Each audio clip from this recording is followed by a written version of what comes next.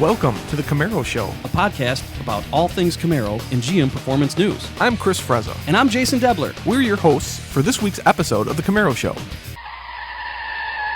Oh, you okay, man? Yeah. Good thing I was buckled in. Yeah. Well, Crazy driver. We're not in the studio this week. Yeah, we're out doing some car stuff or something. But we thought we'd bring to you one of our favorite episodes as kind of a best of show. Yeah, we're gonna do this every now and then when we have to, and also just to kind of have some retrospect on some cool things that happened in previous podcast Absolutely. episodes. So we'll be back live next week. Yep, we'll see you then. Yeah. Episode number 24, 2016 Camaro and the Fbodfather.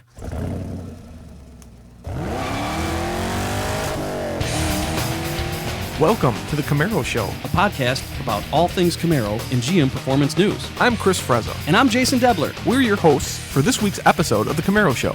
Want to be part of our show? It's easy. Just leave a message on our voicemail hotline at 586-486-3182. So sit back, relax, and enjoy the show. What's up, guys, and welcome back to the Camaro Show. Welcome. And, this week...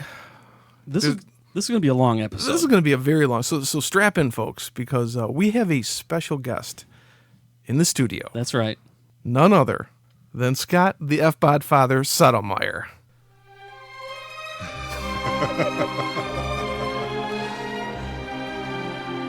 Okay. Welcome, Scott, to this program. Thanks, guys. Great to be here. Great to be here. And before we forget, we got to give a welcome to everybody who's joining us on Periscope. We've been using Meerkat up until now, but we shifted over to Periscope. Seems to be going great, but I understand they're having some network difficulties. I guess. What's up with that? We're doing the best we can. We're going to keep watching. Just in case, you can't see the show. Of course, you're going to listen to this episode when we release it. So. Yeah. So it's like we said, it's going to be a long one. We're going to spend the first half talking about all the cool Camaro news that just came out this past week, and then There's a lot of good stuff. Got a couple of voicemails that's going to separate that with us just talking to our friend Scott about his amazing career, some of the great accomplishments he's done that he's very modest about. So we're going to have to prod it out of him, and what he's just his take on everything. So welcome, Scott, to the show. Thanks, guys. Great to be here. Great to be here. Thank you for being here. So let's get into the big news this week. And have Scott just be another host here. Yeah, so boom, Monday, I believe it was, drops the 0 to 16 performance, the weight, and everything of the 2016, the 6th generation car, the Camaro. We are looking at some really impressive performance numbers here. We're looking at the Camaro SS with times very close to the 5th generation ZL1, which is impressing the hell out of me. I'm talking 0 to 60 times with a auto of 4.0 seconds and 12.3 at 116 miles an hour. So who was it that said that if we like the ZL1 performance, Al. Was it Al? I believe it was Al, yeah. That you would like the 2016 SS performance. Yes. Guys, Team Camaro is never asleep. We never sleep. Yeah, well, that shows because showroom stock. A Camaro SS 12.3, unheard of. I believe in the press release it says this is the fastest SS ever. It is. Think about this. The 4-cylinder has as much horsepower as our LT1s had. Okay? Yeah. And we charged for it in 1968. We offered 278.5 horsepower and a 327 engine and charged for it. And according to our friends at the Camaro White Book, I think it was $92.70 for that 327. That's 70 cents, right, Scott? In the 70s, and they made sure they got the 70 cents. Yeah. Right. So that's the new LT1 and the new LFX. Is that it? What's the V6? Yep. Now the 2-liter turbo. Yes. We don't say 4-cylinder. Nope. What's some very impressive times on that. 275 horsepower, and like Scott, like you said, that's the was it the Gen 4 LT1? Yep. Gen 4. Mm-hmm. Okay. It's good to have you because now we don't have to fact check. We just have you. LT1. Yeah. Yeah. Listen to these numbers. Yeah. 14.0 at 99 miles an hour for the auto, 14.0 at 100 miles an hour for the manual, 0 to 60 in 5.5 seconds for a freaking 4-cylinder. No, this is not a 94 LT1 Camaro. No, well, I remember Chris, when we met, I had my 1996 Camaro SS. Yes, and I remember. had Very a year-long struggle getting that out of 14.4 at like 97 miles an hour. Yeah. I mean, I still have the time slip somewhere from that. And I had a lot of them, too. And I just put that thing through the ringer to make it go faster. And then it woke up, and then I cracked the 13s. And the point is, not everybody's going to buy a 4-cylinder. Not everybody's going to buy a 6-cylinder or a V8. We're offering a lot of choices. There's definitely a lot of choices. And there's a lot of reasons for people buying a Camaro. It isn't always about performance. A lot of the time, it's about appearance. Is this the first time you could buy a Camaro that has the 4, 6, and 8 option? No. We offered that in the 3rd-generation car. Oh, right. Okay, yeah. The Iron Duke was available then. then. Correct. Yep. That Which is we correct. probably shouldn't compare with No, I don't think so. the 2-liter turbo. It has nothing to do with it. No. So I'm stunned. You want to hear the weight? Yeah, because remember, We have a lot of the new Camaro's a Listeners. fat pig. yes, there are a lot of people told us that we'd never make this car handle. Of course, then something like called a ZL1 came out, and then there was a Z28 that came out. Yeah. and Once then- again, wrong. And then, as Donald Trump would say, wrong. Yeah, that's correct. let's start with the 2-liter turbo car. Let's do that. This is going to shock you. No, I'm serious. This is going to shock you. Okay. The car comes in at 3,339 pounds. Wait a second. Did I hear you say 3,300 pounds? Yes. 600 pounds less than the 5th-gen Yep. V6? Yeah, they're saying an estimated 12.1 pounds per horsepower. The 3.6-liter V6 comes in at 3,435 pounds, and the V8, 3,685. That is ridiculous. When they were talking about that they shed weight on this car, they weren't kidding. They were not kidding. And the best part is if you're a tall guy like you, Chris, there's still enough room in the car for you to fit and be very, very comfortable. Wow. In fact, the driver actually has more room in the car. Just for argument's sake, let's talk about that 93 Camaro. We talk about that a lot. Yeah. We always Curb weight on that 93 Z28 that had 275 horsepower. Yep. 3,373 pounds. What was it again? 33.7? 3,373 for the Z28. Wow. So what is that 2-liter turbo? 33.39. So, okay. All right, I'm going to say this, and I know everybody's already done the math in their head, but we're talking the same horsepower, modern technology, new creature comforts, less weight. Yeah. Newer technology. Safer. Guys, let's put it this way. The 15 Camaro disciples gave us a whole bunch of boxes to check, and we checked every box that they asked for. And Jason, you were in those meetings, so I you was. know that. Yep. Everything you asked for, we delivered. And we've said that for a long And when time. I say we, I mean Al Oppenheiser and his team And the team. and the design team. What you asked for, you got. We say that a lot when people say, well, okay, that's great that you came out with this, but we want this, that, and the other thing. And I said, listen, so far, everything that everybody said that they wanted has eventually come to its fruition within reason. Yeah. So give it time, and the team will listen and deliver, and they have. I think they proved that with all of the a la carte features that are available to add on to your 2016 Camaro. Let's think about this. This thing has 20-inch wheels. Yeah. The new one. I mean, it has things that you can't even fathom on a 4th-gen car. So when people compare the 5th-gen to the 4th-gen and how the weight, it used to be like this, it used to be like that. Well, guess what, some bitch? It's awesome now. And we also packaged it so that you can get leather interior, but you don't have to have all the creature comforts if you don't want it. Right. Yeah. So we were listening to the way we packaged the car. Some people want the ventilated seats. They want the heated seats. They want memory seating. And then there's a whole bunch of other people that don't want that, but they want leather. So we addressed that. This is incredible. That was a big deal. That was a huge deal. Yeah. I can only get it like 3 different ways. And by the way, we gave you bright blue. Yes. Hyper we did. blue. Hyper blue, We were I think, listening. is going to be a huge seller. I think It it's going looks to be a great. huge It seller. looks great. I sure hope so, because blue as a traditional has not sold well, but we're Really? sure hoping that it will. And our early numbers indicate that, yes, people really love it. So When they showed it on the stage there, when they unveiled the 2016 The other Camaro, it thing was is- incredible. this is ceramic interior, the white interior. Yeah. Oh, That's man. another nice feature. That's just going to look terrific. Oh man.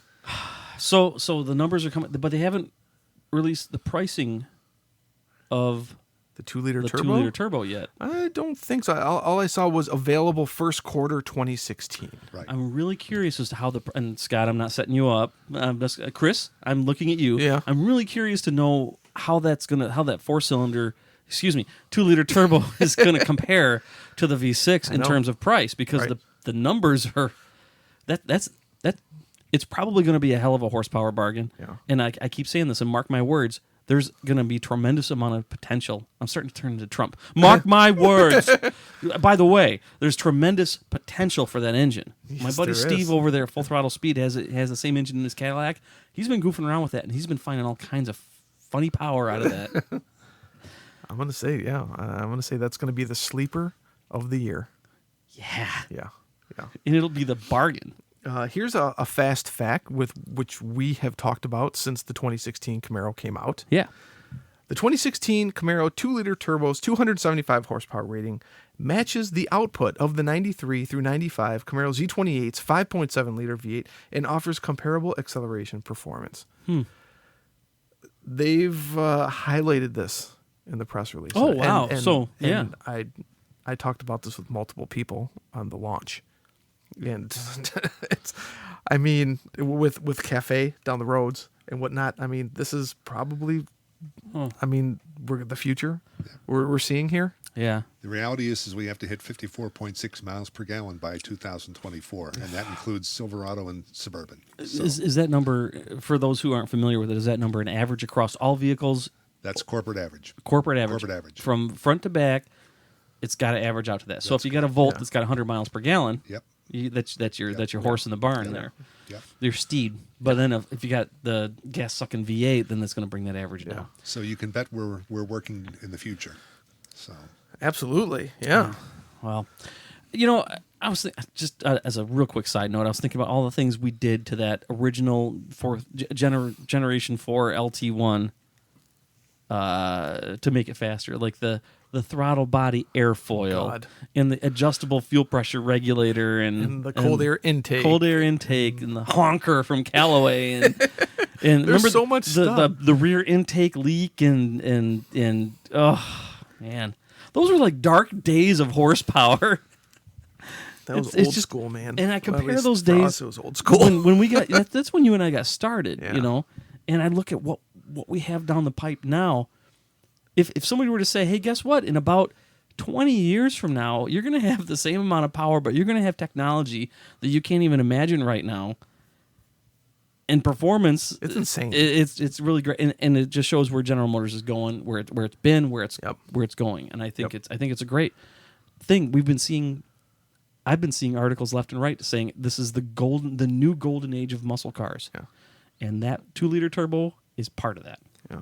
And I hope all the naysayers that Camaro can't lose weight, well, like you said, what was it? Oh, pretty much 10 years ago, the cult of the crow eaters or whatever it I was. started the cult of the crow eaters. Very few had the stones to actually admit that they were part of that, but there's more people in that club than they know. Yeah. They have a comparison here on the chart. For the V8, it is 223 pounds lighter than Gen 5. The V6 is 294 pounds lighter than Gen 5. And the 2-liter turbo, which they didn't have in Gen 5, is 390 pounds lighter than Gen 5's V6 car. Scott, do you know if the 6th generation has a spare tire, a full-size spare tire in it? No, it doesn't. It does not. Okay. No. I was just thinking if you take the spare tire out, it's 400. No, I'm sure they earned all of their weight back in the car, just like they did with the Z28. So we're gonna talk more with Scott about what you can talk about to this day, about things like the effort that they put in going from the 4th gen to the 5th gen to the 6th gen later on in the show. But we do have to move on, at least in the immediate, to something that Scott's probably going to remain rather quiet about. What's that? Is what has come out of what's apparently being driven around the ring. What Nürburgring? Okay, so that's What are you probably talking about? that's probably all he's going to say at this point. So. The Nürburgring in Germany, there is where people go to test all their cars and whatnot. And what do you know? This week, a video and pictures pop up of this camo Gen 6 car. Super mega Camaro. Screaming around the ring. You want to give us a little... yeah, you betcha. A little.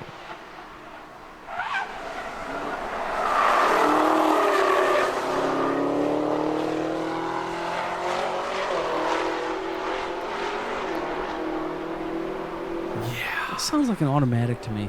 Yeah?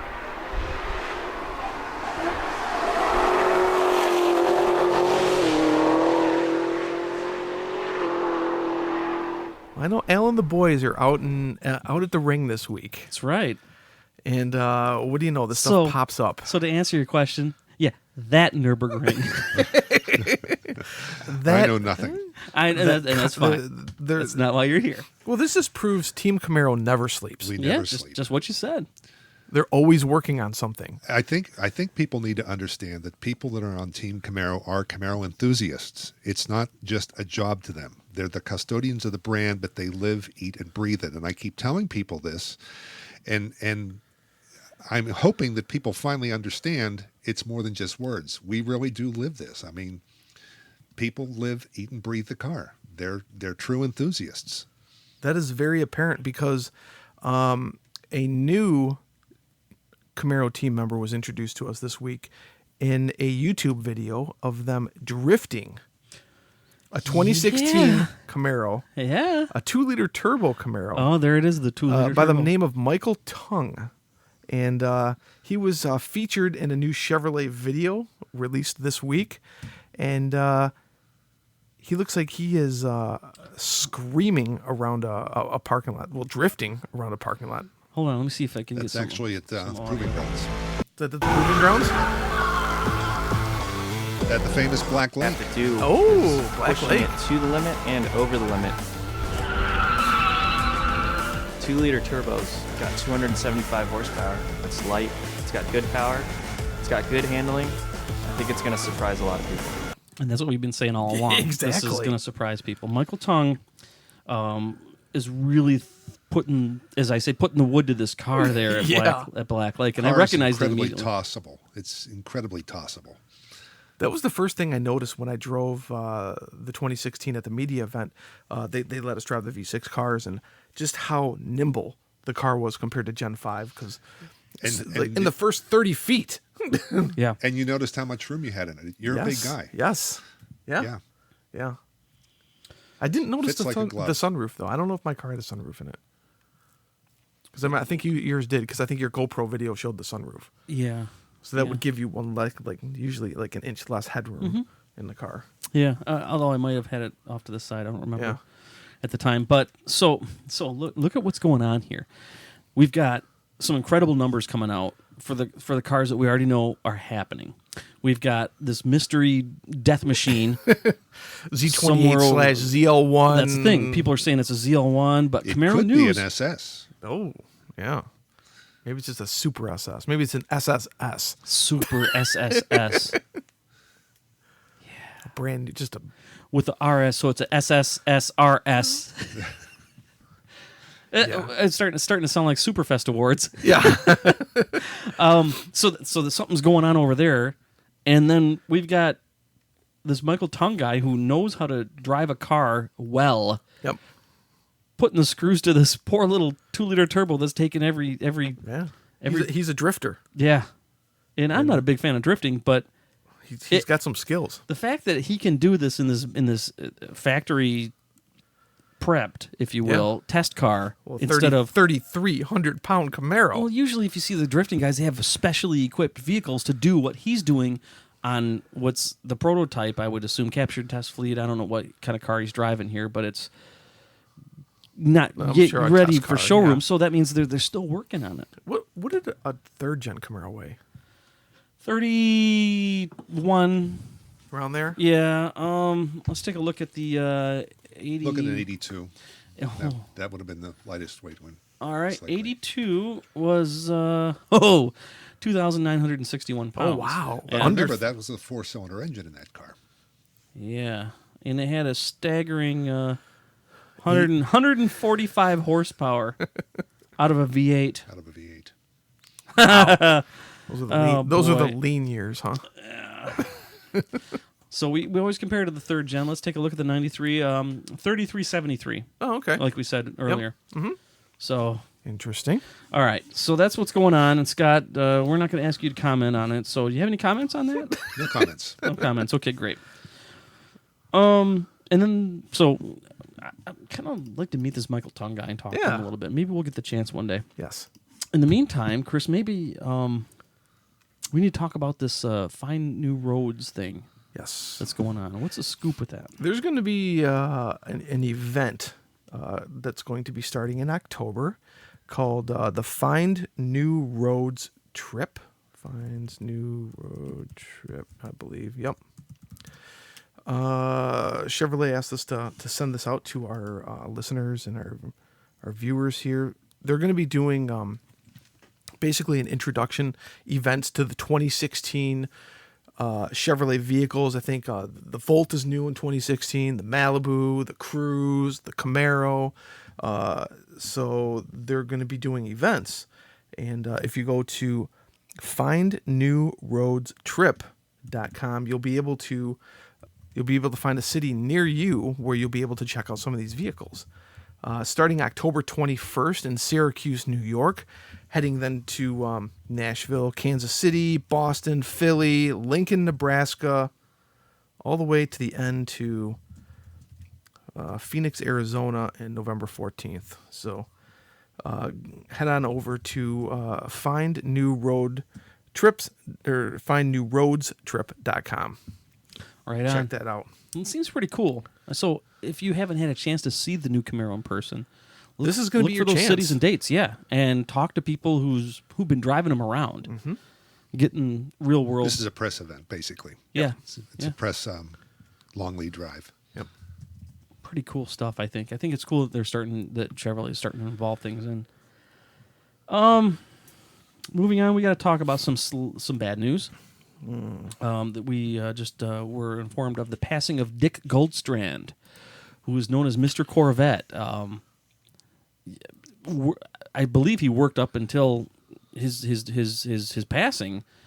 He was a Corvette guy through and through. Knew a tremendous amount about Corvette racing. Look him up online because there's so much forgotten history about this guy because he's been around for a long, long time, and he really had a serious impact on the industry and especially the racing for Chevrolet and Corvette. So hats off to you, Dick, wherever you may be. You found that in an article on Haggerty, didn't you? Yeah, I've talked about Haggerty's email newsletter quite a bit. It's actually a pretty good newsletter to subscribe to if you have the opportunity to, because it's very lightweight. You only get one a week, and it's got like 4 or 5 cool entries about What's going on in the industry? Yeah, more like collector car area, which a lot of Goldstrand Corvettes are. But it also kind of keeps you in tune with the history of cars instead of just all the new stuff that's at the Frankfurt Auto Show and everything like that. It keeps you rooted back to where the cars, the golden age of cars and performance and racing and collectability. Sure. And it's just entertaining. It's very well written, and I think that the Haggerty folks do a very good job at that. And then back to some good news. Just like we've done every year for the past several years. Yeah. Chris, you and I are having a meet and greet at the SEMA show this year. All right, going back to Vegas for SEMA. To lose my money. Okay, Vegas 2016. Vegas. Jason loses his pants. Well, that's the thing I was going to say. And I also get dancing. Thank you for sharing that. And I also get presentation lessons from a male stripper from the Thunder from Down Under. That's right. That happened last year. That happened last year too. Yeah. Yeah, because everybody kept buying me drinks, which I encourage everybody to do again. Just keep me away from that Thunder from Down Under guy, because I don't want any more lessons from him on how to dance or remove my pants. So what do you think? We'll do the same thing this year. We'll do Wednesday night, 8:00 p.m. Vegas time at Octane Bar in the upstairs of the Excalibur Hotel and Casino. Sounds good. And the cool part is that we had a couple of very cool guests, Mike and Steve from Full Throttle Speed, which I mentioned quite a bit. They're actually having theirs, same place, same time, so it's going to be kind of like a partnership type thing. Great time. Yeah. And we encourage you to come out if you're going to be in the Las Vegas area, and especially for SEMA. Yeah, if you're at the SEMA show, why don't you come on up and... Yeah, guys, if you're listening, this is well worth going to. Yeah. Definitely. Always good stuff. And we may have a few extra special guests this year if we can rally them up. Nice. Yeah. We'll be talking about that more. We got about 40 days or so, give or take, before this happens. So, oh my God. Yeah. It's the middle of September already. I know, No, isn't it's coming towards the end of September. I hate to tell you. Yeah. Yes, how indeed. old is your son Vito, Chris? He's 7. Yeah, mine's 19. So suck it. Thank you. All right. And on that happy note, we should probably get to whatever voicemails that we have. Yeah, let's check out and see who has called in this week. Yeah, maybe they got a question for Scott. Hey guys, it's Mike Judge calling from the Oshawa Camaro plant Friday morning. Unfortunately, I'm working the night shift tonight, so I won't be able to listen to you guys live with Scott, but I'll definitely tune in later tonight or tomorrow. Anyways, I could make it short. I know you got Scott on tonight, and I just wanted to pass on my congratulations to Mr. Settlemire for his announcement that he's retiring from GM. I know that all of us in the company are going to miss him. He's a fabulous guy, and I'm really honored to be his friend and for everything he's done for me. So, Scott, I wish you all the best. I know that you'll always keep your hand in the business in some capacity, and I wish you health and happiness. And hopefully our paths will cross again. And take care of yourself, buddy. All right, guys, take care of yourself. You're doing a great job with the show. And have a great night tonight. Bye now. Great message. Great message. He's one of my heroes, let me tell you. Mike Guy Judge. just He's such a does good guy. Such an incredible job for our And customers the every day. voicemail's still going. Yeah. There it is. There. Yeah, he's one of those guys Oh, that you talk man. about. He put his heart into his work, no question. I wish we could clone him. He's just a fantastic guy. Winner of the Mark of Excellence Award Absolutely. last quarter, Yep. which only gets awarded to one employee every quarter. And Wow. yeah. So Well, when you does a say great one job. employee, you mean per plant or No, company-wide? Company-wide. And all of General Motors. So all how of many General people are Motors. employed by General Motors, ballpark? A lot. Tens of thousands? Oh, yes. Oh, yeah. Wow. And he's He's one, yeah. Hundreds of thousands. one of 4 Hundreds of thousands. that year. Mike's the man. Yeah, he really is. I can't wait to see him again. Yeah. And hopefully we'll see him again soon. And he's a good friend. Yes. A good friend. And that's the thing is that goes back to what we talk about. Mike isn't a guy that just works on the assembly line. He's our friend. Yeah. You know, and it's always good to hear from you, Mike. And again, can't wait to Yeah. see you soon. Keep doing what you're doing, buddy. Yeah, absolutely. So that was definitely directed right towards Scott because we did announce on our Facebook page that we'd be having Scott in Yes, studio. we did. And if you haven't joined our Facebook page, Chris, tell everybody where to find it.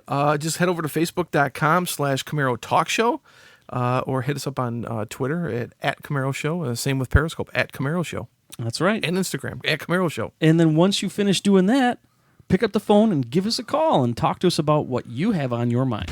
Hey, want to be part of this show? Well, we want to hear from you. Just hit our digits at 586-486-3182, 24 hours a day. Leave us a message, and we'll feature it in an upcoming show. So what are you waiting for? Do it now. And we do have another voicemail here. This is Russ from the F-Body Gathering. I live in North Carolina, but F-Body Gathering in Atlanta. For Scott, wow. Congratulations, and hope that you have a fantastic retirement. The auto community is really losing a fantastic ambassador for GM and just for cars in general. Nobody has a higher passion. Nobody cares more about the fans and the owners of these cars. And, you know, when he quits coming around to these shows, and I don't know that he will, but when he quits coming around the shows, everybody's going to miss him. This is a classic company man from years past, and GM may not know how much they're going to miss him, but they certainly will. The brand will suffer as a result, but, time goes on and things change, and, just wish you the best, Scott, and hope to see you again, hopefully in May. Thanks, everybody. That's my friend Russ Carrier. Good old Great Russ. Good Russ, man. And I'm not going anywhere. I'm going to still be going to shows, but let me tell you, there's plenty of people to replace me. We've got a great team out there. We've got great people representing the brand. So one goes, there's other people to replace me. So I would say that there's plenty of people that can sit at your old desk, yes. and I'll leave it at that. And poor Russ. Did you see what happened to his car this week? Oh, yeah. What? He just got ass packed on the expressway. Yeah, not good. And According his to Facebook, it's totaled too. is it really? Yeah.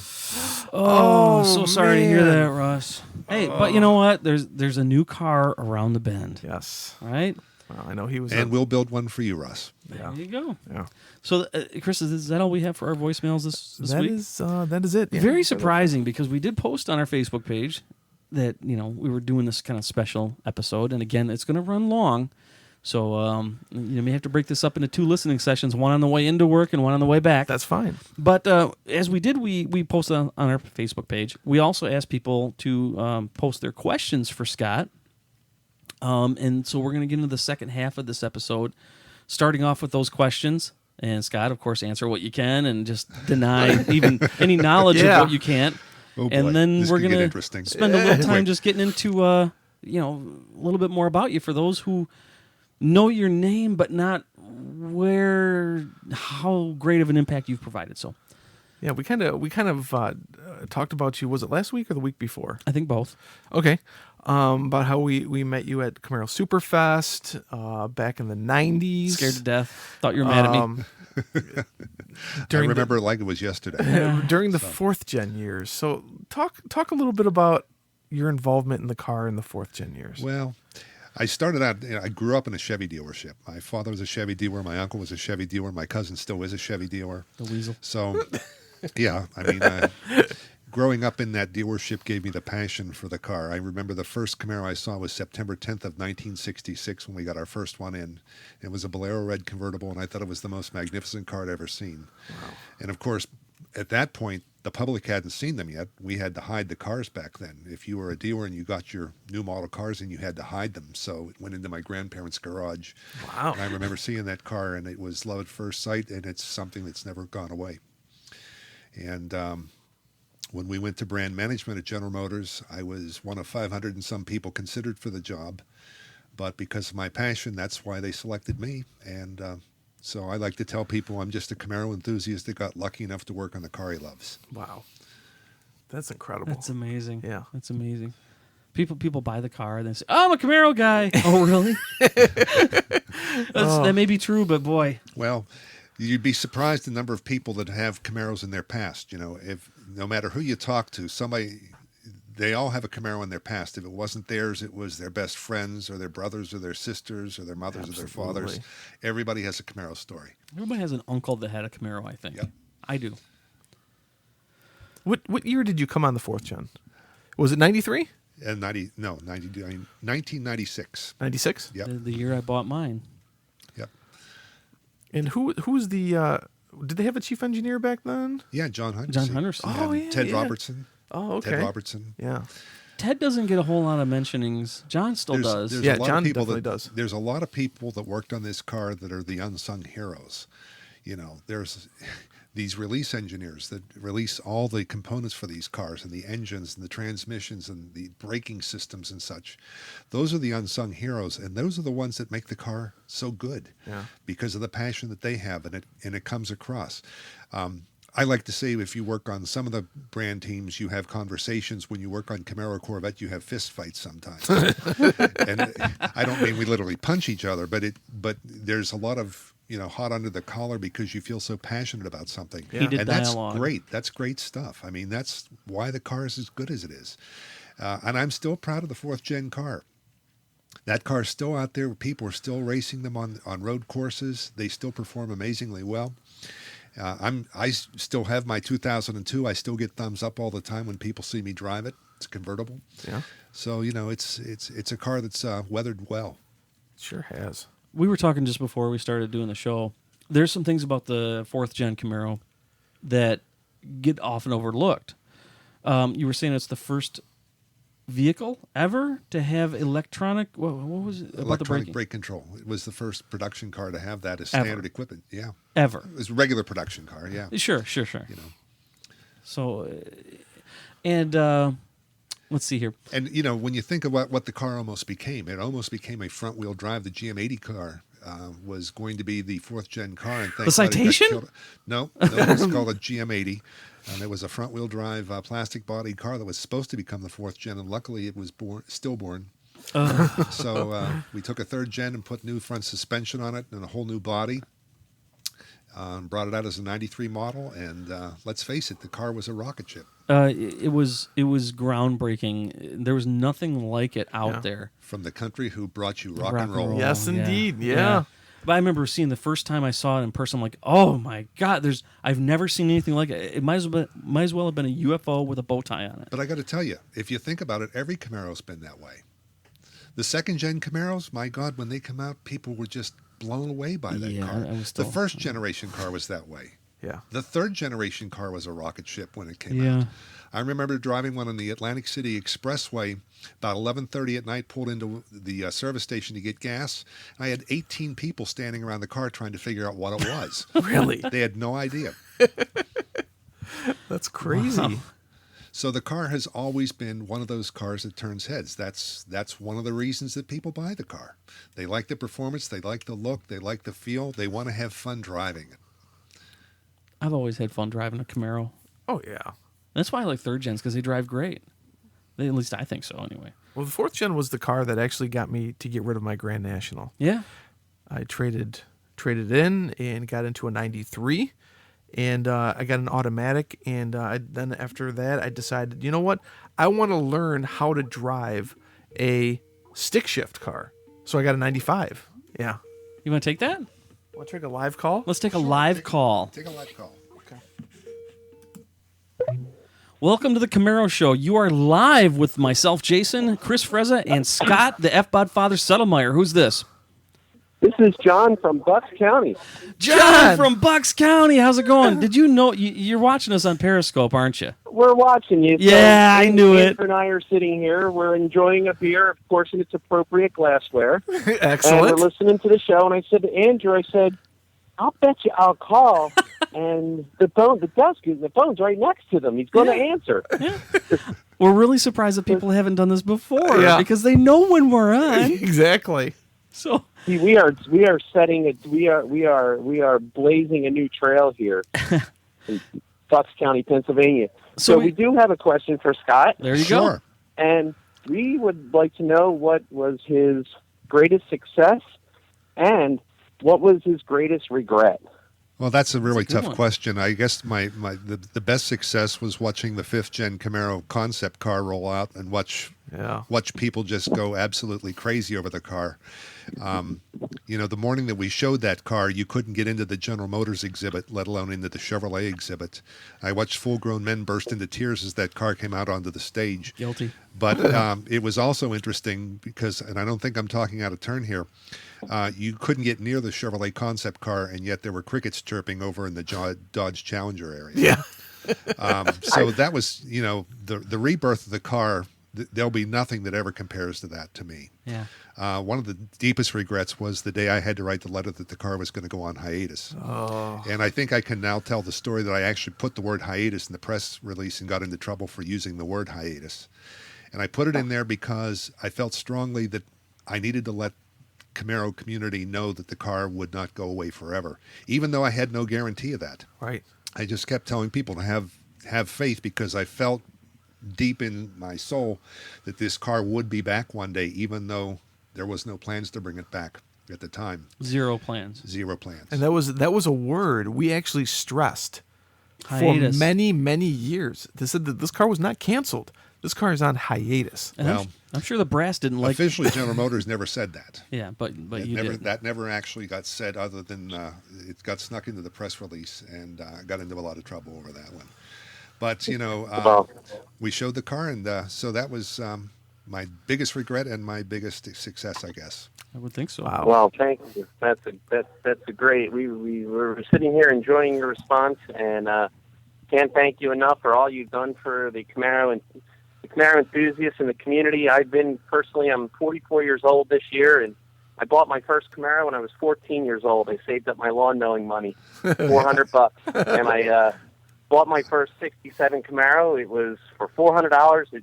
It didn't run. I brought it home, took it all apart, got a Chilton's manual, figured out how to get it working, got all the parts, went to the junkyard with my little red wagon, my toolbox, and got it running. I drove it all through high school, won the senior car contest with it. And it created friendships today, including Andrew standing next to me here, my neighbor, who's moved in and saw me go by in my ZL1 and came running out the door. I'm like, oh my God, a ZL1! I've never seen one in the wild before. And he had just moved in. I said, we're going to be good friends.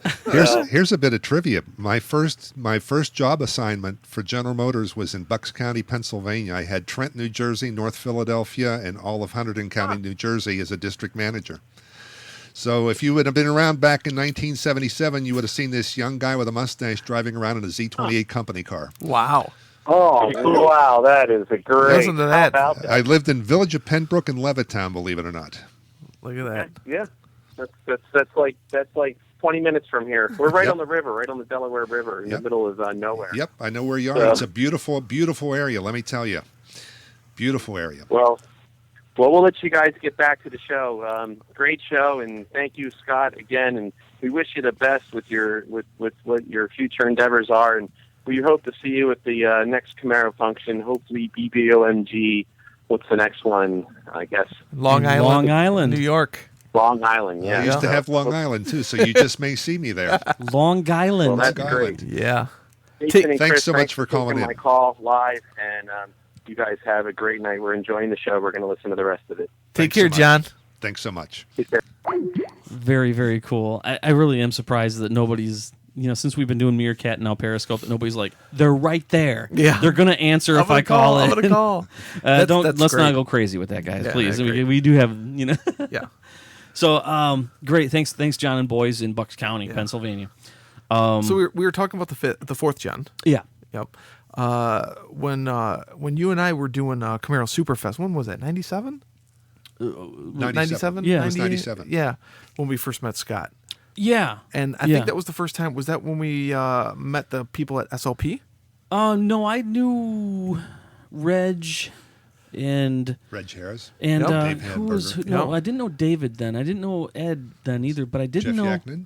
Didn't know Jeff. I knew. God, I forgot his name. The guy with the pumpkin Camaro?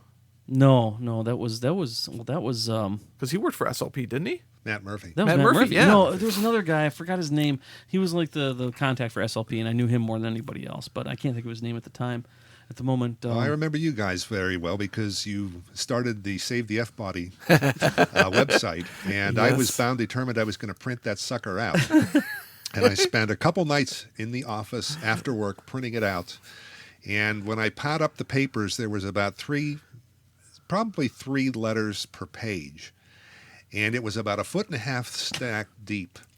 And I took that into several Chevrolet meetings going, America is not happy with the fact that we're dropping this car. And it was amazing, the letters, the heart-tugging letters we got from people. And, that's the one thing that people never gave up, the faith. They knew this car would come back, and it did. Yeah. That was crazy. We listened. Now, and is it true there's a rumor that the car almost died? Almost died a couple times. And what, for 98? We were going to end production at the end of 98. I remember in 2000 we were only going to have V6 engines because there was such a demand for pickup trucks and sport utility vehicles. We didn't have the capacity for V8 engines, and the team said, "Look, if you're going to do that, you might as well just close it down right now because we can't just sell the car with a 6-cylinder engine." And I give credit to the management team at General Motors. We built a new engine plant so that we could provide V8 engines for all our applications, and that kept the car through 2002. Wow. Yeah, the LS1 engine was what made the big difference in the car. Yes. When we brought that out in 98, that's when we started selling a lot of V8 engines. Yeah. And then to you this started day, it's really still a great smoking car. the competition too. Yeah.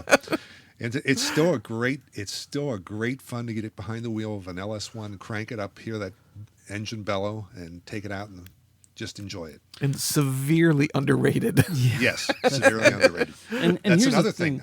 Most people don't realize the LS1 and the F car actually had a truck camshaft in it.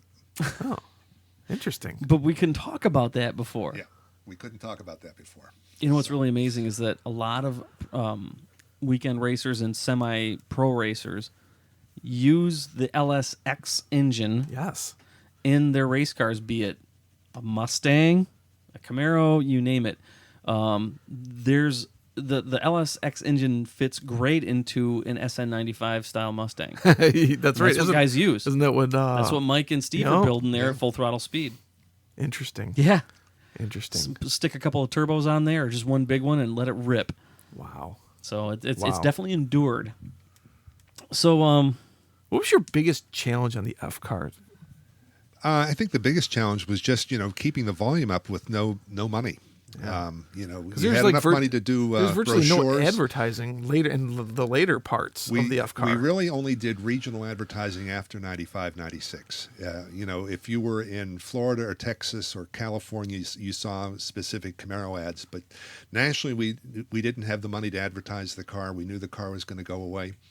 But with a recognition of 97% and an opinion of the car, almost 90%, people knew what the car was and they had a good opinion of it.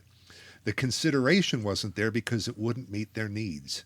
If I could take you back to the 70s, you saw a lot of Camaros and you saw a lot of coupes. In fact, the number one segment selling in 1977 was a personal luxury coupe. That segment doesn't even exist today. And if I could take you back to personal luxury. Yeah. the Cutlass Supreme, the Grand Prix, the Thunderbird, the Monte Carlo. Those The cars Cordoba? they don't even exist. And if I took you back to then, there weren't any sport utility No. vehicles. If you lived in Texas, you'd see Suburbans, but I mean, you didn't see sport utility vehicles, and there was a reason for that because they didn't exist. Wow. People's tastes have changed. They sure have. Okay, so you don't see that many two-doors out there anymore, but the ones you do see are cars like Camaro and Mustang. Wow. and that's it. That's I That's think you it. see a Lexus and a Benz and a BMW. Yeah. What's Ford got that's two-door? Who cares? What was your favorite color? My favorite color On the believe F-car. Believe it or not, people ask for bright blue all the time. I happen to like bright blue. I love bright blue. In Yeah. fact, my bicycles, growing up as a kid and even as an adult, my bicycles are blue. But that's not what people buy all the time. Right. I look back over the years of my favorite cars. I had a 92 Z28 convertible Heritage Edition, white with the red stripes and a red leather interior that I remember. The 97 anniversary car. What a great looking car. Yes. The 93 Pace Oh, yeah. car. Oh, yeah. Yeah. The Orca whale car. Yeah. I mean, those cars Orca just whale. really, really just love them. Just love them, Yeah. So I'd like to say Wow. there is no such thing as an ugly Camaro. There's just some not quite as fortunate as others. Speaking of which, what are your thoughts on the newest Ford Mustang? I think they've done an incredible job. They're a very worthy competitor. Chris loves it. He does. Huh? No, No. Is that He Black hates Suburbans I hear? I think it's a good looking He car. thinks it's a good-looking car. Because I see him on 94 on the way into work all the time. To me, the back end on a Mustang, it just kills the car. Well, The back I end just think kind of that's, disappears. That's very subjective. Yeah. People, some Absolutely, people yep. didn't like the back of the fifth gen car when they first saw it. They didn't Okay. like the tail lights. And that's why we changed them. Yeah. We made the car look a little wider. That's a very controversial subject. Absolutely. Anytime you bring it up. Yeah. But, no matter what you do, when you change a Camaro or Corvette, 50% love it, 50% hate it, 90% of those who hate it will love it in 90 days. Yeah, that's Once true. they get used to it. God, that is so true. Yeah. So Man. you've been with General Motors for your entire career. You went to Northwood University. Yep. And then did you get hired into General Motors right away out of? No, I didn't. Actually, I went to work for a small Chevy dealer about 30 miles from my family dealership because I wanted to get out and get more experience and get away from family. I just thought, I could learn a little bit more. So I worked for a small Chevy dealer. He made me sales manager 90 days after I went to work for him. And Chevrolet actually approached me about going to work for them. They wanted to take a retail guy and dump him in wholesale just to see what would happen. And You were an my experiment. father and mother and my uncle thought this was wonderful, and I had no intentions of working for a corporation. So I agreed to go on the interview, and that was on a Thursday. And on Friday morning, I was in the shower when the phone call came for me to see if they could go to work the following Monday. And that's what I did. Wow. And then you've been there ever since. Been there ever since. And it doesn't seem possible that it's been 38 years. It just doesn't seem possible that I was 38 years ago. I was in Bucks County as a young guy contacting Chevy dealers. It's been a lot of fun. So where have you been in your career in General Motors? Oh, I've been all over the Northeast. I've lived in, let me see, I've lived in Pennsylvania, New Jersey, New York, Connecticut, Rhode Island, Vermont. Wow. So The whole Long Island. Long Island. Yeah. Long Island. Yeah, I loved living in Long Island. That was one of my favorite assignments. But the A lot winter, of Camaros there. But A the lot of winter Camaros wasn't there. nice though. You know what? It's funny. They they said, "Oh, we don't get any snow here." And the first winter, you get 1 or 2 inches of snow. And the first snowstorm we had something like 37 inches of snow. And I had just picked up a Quasar Blue Z28. Yeah. Wow. And it was completely drifted over. And I went back down and got back into the Tahoe I'd been driving until the snow melted. Oh my goodness. Yeah. Yes. So all over the Northeast, and of course here in Detroit, I've been through Detroit a couple times. Wow. And you've been here in Detroit for how long? Since 96. 96? Yep. Mm-hmm. Yep. Nice. And of course, there's no place like the Motor City, when you think about it. Yeah. This is where all the action It's happens. the car mecca, man. Yeah. Yeah. So it's a lot of fun, and of course, a lot of friends here. So Yeah. That was let's read some of the questions we got. Yeah, I was because just that gonna- kind of leads right into one of the first questions we got. I printed out some sheets right here. Yep. Yeah, you bet. So this came from our friend David Lua. I hope I said that right, David. He says, I first want to say congrats on retiring. I have one question for you, Scott. How do you feel that the Camaro is not only a car that people love, but also helped on making friendships all over the world? I've made lots of great friends because we love this car. I've owned a Mustang for over 15 years and never had that experience like I do with my Camaro. Also, I'd like to add, since you will have more free time, come and visit some of the Camaro guys in SoCal again. We would love to meet you again for some dinner. We've met you 3 times over 6 years owning my Camaro, and I always had a great time talking to you. I guess I better start saving my frequent flyer miles. Yeah, again, huh? yeah. Well, the name Camaro means pal, friend, or comrade. It actually came from Heath's French to English dictionary dated 1935. That's where the name was found. And I like to say Pete Estes, who was the president of General Motors at the time, general manager of Chevy actually at the time, I often wonder if he had any idea that this car would be the catalyst for so many friendships worldwide. The car just, brings people together. It's And incredible. let's face it, us 3 sitting here, we wouldn't know each other if it No. weren't for the Camaro. Absolutely. Yep. So yeah, it really has brought a lot of people together, and it evokes a lot of passion. Yes, it does. A lot of passion. Well, I mean, if it weren't for the car, Chris, you and I wouldn't know each other. Yeah. Nope. And we've been friends for 20 years. Yeah. Yeah. I know. Was it 2015? Yeah, Oh. almost 20 years, man. Yeah. 20 years. Yeah. That's crazy, man. Shit. Crazy. Anyway, and we talked, the site, CamaroZ28.com, and all the sites that we help spawn off, and, Yeah. and this show, and having Scott That here kind of being leads. friends with That kind of Scott. leads to the next question too. That's right. Next comes from our friend Charlie Sains, and I don't know if I ever know if I'm saying that right, but it's AKA Charlie 1111111. He's got a couple of them here. He said, would the 5th gen Camaro have been as successful as it was without the online community, with such sites as Camaro Z28, Modern Camaro, Camaro 5, LS1 Tech, and the generation-specific gatherings of Camaro 5 Fest and BBOMG? Or do you believe that the General Motors marketing would have been able to generate the hype and a strategy that made the 5th gen quite possibly one of the most significant ones in muscle car history? Oh, I think the enthusiast community definitely made this car what it is. It certainly helped to put it in Transformers. I mean, Oh, yeah. I remember a couple of us from Team Camaro snuck out on a Friday afternoon to watch the movie. Yeah. And we were just blown away whenever it transforms into the new Camaro, and people literally started cheering in the theater. I know, wasn't that crazy? Happened, It was just incredible. that happened when I saw it Yeah, too. yeah. and I thought it was a fluke. Great Yeah. design sells cars. Yes. You can't, it's hard to sell an ugly car, okay? This is a fantastic looking car, but the difference is the owners and how they get together and celebrate the car. This weekend I'm going to get together with the Detroit 5th Gen guys for a bonfire. Okay. And, I know what's going to happen. We're going to Oh, fill yeah. that yard full of 5th Gen Camaros, and everybody within miles is going to go past just to look at the cars. They're going to fill you full of liquor.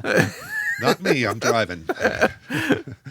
But no question about it. The online and enthusiast communities have really helped to enhance the car. And then, of course, there's the Camaro Disciples. This is the only car out there where we had 15 people helped us work on the design and packaging of the car and the way it went to market. Because we went out and talked to the actual enthusiasts and people that represented the enthusiasts out there. Right. 8 men, 7 women. The youngest was at the time 19. The oldest was somewhere north of 50. Wow. All walks of life. And that also made a huge difference in the car. Still to this day, it's one of my greatest accomplishments personally is being part of that. I shouldn't say accomplishment, but just opportunity. Charlie's got another question. He said, in your eyes, was there a missed opportunity or element, either performance, marketing, or design, interior or exterior, that was never capitalized during the 6-year run? Not that I can really think of. I mean, people said we couldn't make the car handle, and we certainly did that with the ZL1 and the Z28. Oh, my God, yes. I don't know how that you can answer that question, but I really can't see much of how we could have possibly missed it. How about Pilcher Purple? It's our good friend Cheryl Pilcher, who's the product manager on the 4th gen and the 5th gen car. Just an incredible woman and a good friend. She's great. And she liked purple, and I liked sport gold in '98. So she got purple, and I got sport gold. Whew. What's Cheryl up to these days? She's still product manager on the Camaro, on the current car, and the 6th generation car, and of course the SS Performance sedan. She's the product manager on that, which we know is going away. So we talked about that a couple weeks ago. We were bummed about that. Yeah. Charlie has one footnote. He said the red bow tie, originally featured on the SSX SEMA concept, was influenced by Scott from a brief online personal conversation I was lucky to have with him about 3 years ago for my Camaro SS, way before, and he put like 17 Ys there, before the flow tie. It helps to not only to set me apart from the majority of 5th gen Camaros at shows, but mainly provides me a great historical story for the significance shared by Mr. Settlemire that I like to talk about with my closest colleagues. I would like to thank him for that bit of info, for everything that he has done and accomplished. Happy retirement. Cheers. Well, thank you for the good wishes, and I thank everybody for that. Yeah, that's awesome. Pretty neat. He included a picture of his little red bow tie, that's like outlined bow tie. His own red flow tie. Yeah. Well, it's interesting because everybody, I like to say I'll build 12 black Camaros that all look the same, and 6 months later, none of them look the same. Exactly. Everybody has that little touch they like to change. A lot of people like to change the bow tie color. They black it out. They change it. They put an SS there, And nowadays, the cars are all lit up. Yep. Oh, boy. You can see a Camaro show from space sometimes Holy with the cow. number of LEDs. Yeah. And the new car is incredible. We can change the interior lighting 24 different ways, and it even has a light show for when you're parked at a car show. You can throw it on light show, and it just keeps changing. And that was clearly great stuff. It was clearly started influenced by the car shows. Yep. Well, and it was something that came out of the Disciples. They wanted something that you could reconfigure the interior, so that came directly from the Disciples. Well, it's been a hell of a ride so far. I mean, from Chris, you and I meeting because we had Camaros, and then kicking around the idea of starting a website, and then we did, and then the Saved F-Body thing, and then Scott was giving a presentation there at Domino's Farms at the Camaro Superfest. I'm like, I gotta go and talk to this guy and make sure that he knows that our intentions are good and we're not trying to make GM look bad. And because in my 24-year-old mind, you were like the guy, like at the very top of the rents. And I had you pretty well fooled, didn't I? Yeah. Well, when you buy a car, you really don't get to know the people behind it. You sign on the dotted line. Your closest contact to the car is the guy that sold it to you. In most cases. That's true. In most cases. So me walking up to you and saying, listen, me and my buddy Chris, we're the guys behind the Save the F-Body thing. Please don't hit me. And you realize that our intentions were good, and we've been friends ever since then. And you were probably one of the first people at GM to actually engage in social media by signing up on the forums as the man from Mars. There was a time where we weren't supposed to be on the media, and I used I called myself Red Planet, which anybody that knew that I was from Mars, Pennsylvania, figured out pretty quickly who I was. But we weren't really supposed to be out there talking. But you talk about a challenge. How do you sell the car when there's no money for advertising? And what you do is you make the car great. great powertrains, great performance, great handling, and you support the people who love the car. And you go out to these shows and you meet the people and let them know that there is a whole team of people behind that car bringing them such a great performance. Wow. I just happened to be the face that was recognizable, but let me tell you, I represent a whole bunch of people out there, thousands of people that brought you these great cars. Wow. But those are the unsung heroes. My first new car, I should say, that I ordered specifically was a Ford Ranger. Do you think that I had a way of getting a hold of the dude that was the I don't know, whatever the Ford called it back in '93, just, to say I love my truck? No, I signed the paper from the dude, and I got to think at his age he's no longer with us by now, and that was he was my contact. He was the guy. If I had an issue, he was the guy I talked to. Your salesperson. Yeah, and of course he was a dealership guy, so his hands were only so tied. Yeah. He could only do so much. But now it's such a different world. And Scott, just like Chris and I, honestly have to say we pioneered the online automotive enthusiast community For Camaro. I got to be. Yeah, Well, be you know careful what? about that. Yeah, but You I would say that you pioneered it for all cars, because I don't know that there were many sites out there, no matter what the brand was, like CamaroZ28.com. You were a huge, huge site out there, regardless of the car brand. And thank you for that. And we did it because we cared so much about the car. Yes. Sure. So much. Yeah. But Passion. you, just like that, you also pioneered letting the car buyer get in touch with the faces behind the car. And that's huge. And That is definitely and You huge. can do that now, but you couldn't then. You had to hide behind a username. Well, but that didn't last very long. That pretty soon, social media became a great method of doing that, and that's why it made so much sense to do the Disciples.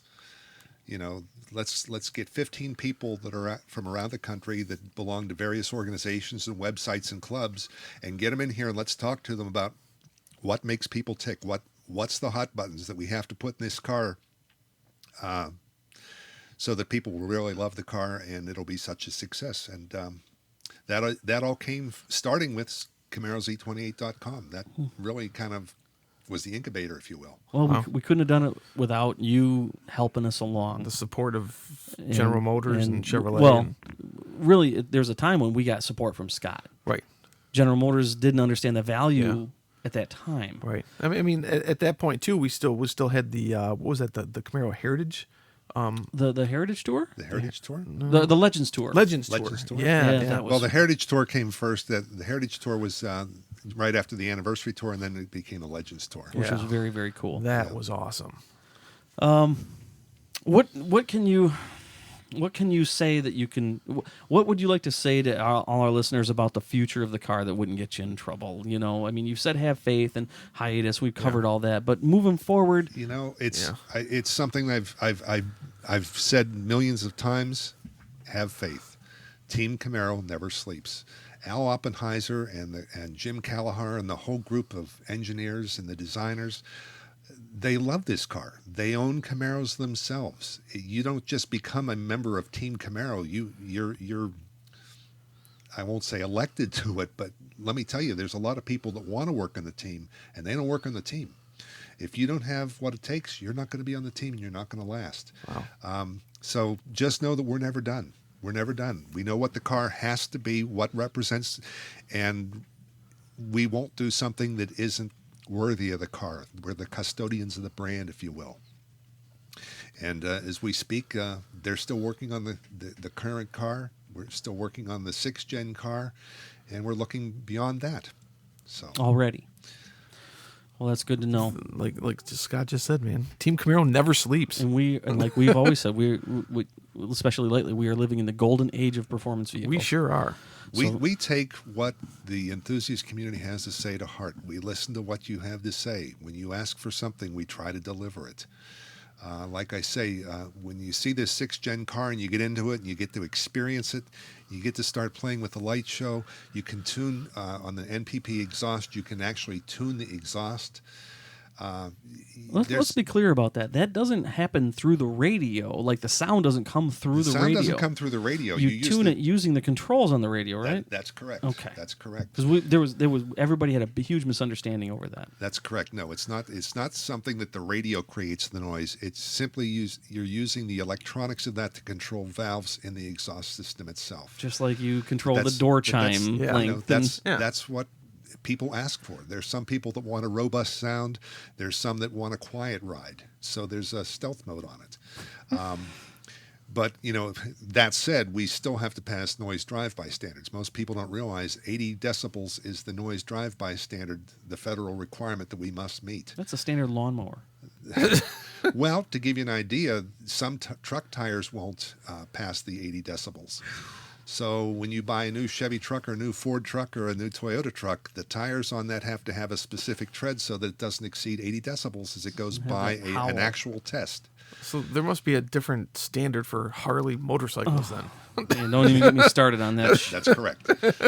But the point is things like this, when the enthusiasts ask for it, we take it seriously. Now, the problem that you run into is, we still have to bring the car in at a reasonable price, and it has to meet all the federal safety standards and emission standards. And so there are certain things we can't do, but we take it very seriously when you ask for stuff. I can't wait to see what the future holds, but I think it's a very, very bright future. I'm already happy with what's in front of us now. Holy cow. So, I mean, we're looking at the 6th gen about to be released. Yeah, launched, any day now. I would say. Yeah. This is a good time, man. Yeah, this is a good time. And speaking of good times, thank you for giving us a great episode, Scott, for coming into the studio here. And it's great to be here. And great thank to be you here. for those who have watched us on Periscope. I just want to acknowledge a few people who have been posting and watching, and some of their comments. Dana Sue Pitts has been watching. Scott Ritzy. I know Dana from high school. Morris Wonderful. G. Bartlett. No, Morris. Well. Scott Ritzy. David Lua. William Tucker. Peter Caliendo. Peter from the Bronx Father. The Bronx Father we call Peter. Yeah. Jason Emmett. Mike Perry, Mike Calapai, Mike, Russ Mike. Carrier, Jason Port says thanks to Scott Settlemire for Jason's everything a good you friend. do. He's a great guy. Great guy. Yep. And we've got almost 100 likes on this picture. Thank here. you all. Plus everybody who's watching live too. So Scott, if you want to leave us with your customary what you've always said, keep the faith, buddy. Keep the faith. And there's also the other thing that you would say, especially around holidays. Oh, about wearing seatbelts? Yeah, that's the yes, one. indeed. Yeah. We put them in there for a reason. It's a law, but guys, we don't want anybody to be seriously injured or killed in one of our automobiles. So please, I'm begging you, wear the seatbelts. It's there for a reason. It's coming from the Fbodfather himself. Yes, it is. Yeah. So, Scott, thank you very much. We had to leave with this music. Yeah. We just had to. So, and enjoy your retirement. Congratulations on a hell of a... Okay, I got to get rid of this. Hell of a career. Lose the music. Because I was going to start getting all teary-eyed. It's been a great ride. And people ask me if there's anything I'd change, and really there isn't too much I'd change. Well, you know what? If nobody else has said it, you've done a great job. Hell yeah. Well, thank you. And thank you Yeah. for doing that for us. And again, we thank all our listeners. We got to wrap it up because this is well over twice as long as what we normally do. But of that's course, okay. it's a special episode. Heck yeah. And we thank everybody for jumping in here. So we'll be back next week with our regularly scheduled program and hijinks and shenanigans. And Scott's going to be off probably basking in the sun somewhere with an iced tea in his hands. Yeah. You bet. All right. Thanks, everybody, and thank you, Scott. Thanks for listening, and everybody. Appreciate it. See you next week. Thanks for listening to The Camaro Show. Don't forget, drop us a voicemail at 586-486-3182. We'll see you next week. See ya.